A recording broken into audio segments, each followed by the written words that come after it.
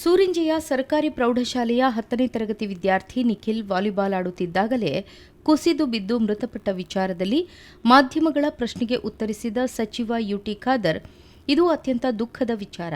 ವೈದ್ಯಕೀಯ ಶಿಕ್ಷಣ ಸಚಿವರ ಜೊತೆಗೆ ಚರ್ಚೆ ನಡೆಸಿ ಬಳಿಕ ಹೃದಯ ತಜ್ಞರ ಸಮಿತಿ ರಚಿಸಿ ಇಂತಹ ಘಟನೆಗಳ ಕುರಿತು ವರದಿ ತರಿಸಿಕೊಳ್ಳಲಾಗುವುದು. ಈಗಾಗಲೇ ಶಾಲಾ ಮಟ್ಟದಲ್ಲಿ ಇಲಾಖೆಯ ಆರ್ಬಿಎಸ್ಕೆ ತಂಡ ವಿದ್ಯಾರ್ಥಿಗಳ ಆರೋಗ್ಯ ತಪಾಸಣೆ ಮಾಡುತ್ತಿದೆ ಎಂದು ತಿಳಿಸಿದರು.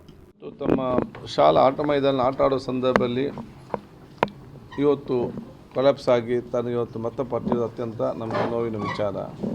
ಬಹುಶಃ ಅವ್ರ ಕುಟುಂಬಕ್ಕೆ ನಾವು ನಮ್ಮದಾದ ಸಂತಾಪ ವ್ಯಕ್ತಪಡಿಸಿಕೊಂಡು ಇವತ್ತು ಕೆಲವೊಂದು ವರ್ಷಗಳಿಂದ ಬಹುಶಃ ಇವತ್ತು ಯುವಕರು ಕಾಣಲಿಕ್ಕೆ ಆರೋಗ್ಯವಂತವಾಗಿದ್ದವರು ಮತ್ತು ಈಗ ವಿದ್ಯಾರ್ಥಿಗಳು ಕೂಡ ಈ ರೀತಿ